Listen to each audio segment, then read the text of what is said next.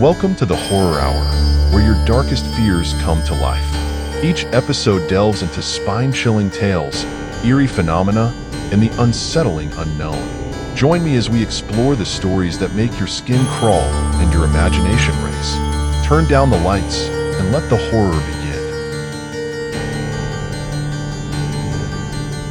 The abyss above. The Atlantic Ocean, a vast expanse of relentless waves and ancient secrets, conceals more than the eyes can see. Beneath its surface, the dark history of the transatlantic slave trade festers, its spectral remnants longing for release. Over the centuries, the ocean has become a repository of forgotten souls, haunted spirits adrift, eternally seeking redemption. On a crisp autumn evening, a state-of-the-art passenger jet, the Harbinger, ascended from the runway of New York's JFK Airport. A modern marvel of engineering and technology, it was bound for Paris, cutting through the sky with the promise of luxury and safety. Its passengers, an eclectic mix of tourists, businessmen, and families, were unaware that they were about to become unwitting participants in a chilling encounter with the supernatural. Among them was Dr. Emily Hayes, a historian specializing in the transatlantic slave trade. Her interest in this particular journey was more than mere curiosity. She was researching a book on the ocean's dark history. Seated by the window, she looked out at the encroaching darkness of the Atlantic as the plane climbed into the night sky.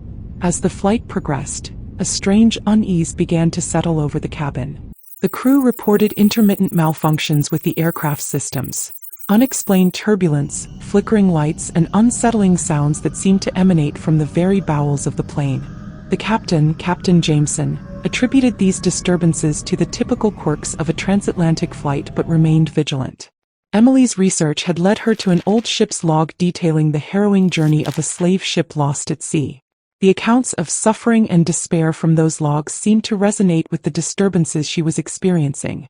She was not alone.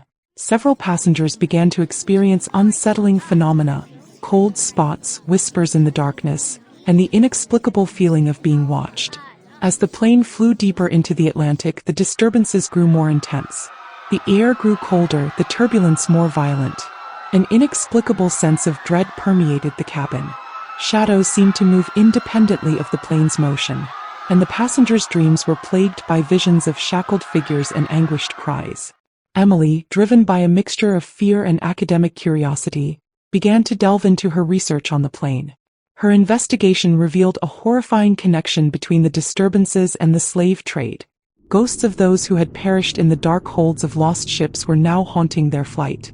Their spirits, angry and lost, had somehow latched onto the Harbinger, seeking a way to escape their torment.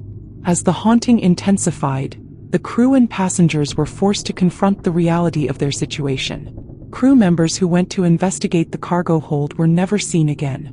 The plane experienced sudden drops in altitude and inexplicable changes in course, as if the spirits were trying to guide or trap them. Dr. Hayes, driven by both fear and a desire to understand, sought to communicate with the spirits. Through her research and the guidance of an old sailor's journal she found on the plane, she conducted a makeshift seance. The spirits revealed their tragic stories. Lives cut short, dreams of freedom forever shattered, their souls lost in the ocean's depths. As the plane continued its descent into madness, the crew and passengers were pushed to their limits. The spirits grew more aggressive, their sorrow transforming into rage. The turbulence became severe, the plane's systems malfunctioning with increasing frequency.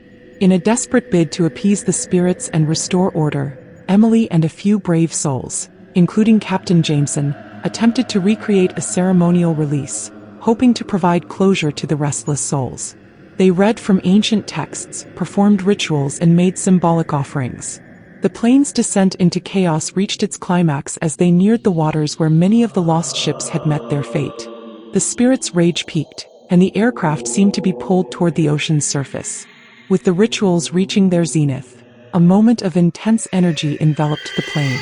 The spirits' mournful cries reached a crescendo before suddenly falling silent. The Harbinger landed in Paris with a shaken but alive crew and passengers. The haunting had ceased, and the spirits of the lost slaves were finally at peace. The ocean, however, remained as vast and mysterious as ever, holding its secrets deep beneath its surface.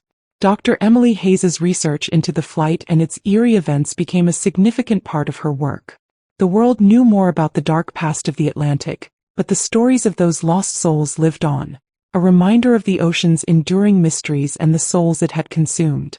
The Harbinger flew again, its haunted past buried beneath layers of metal and memories, but the legend of that fateful flight lived on in whispers and shivers for those who dared to listen to the ocean's dark songs.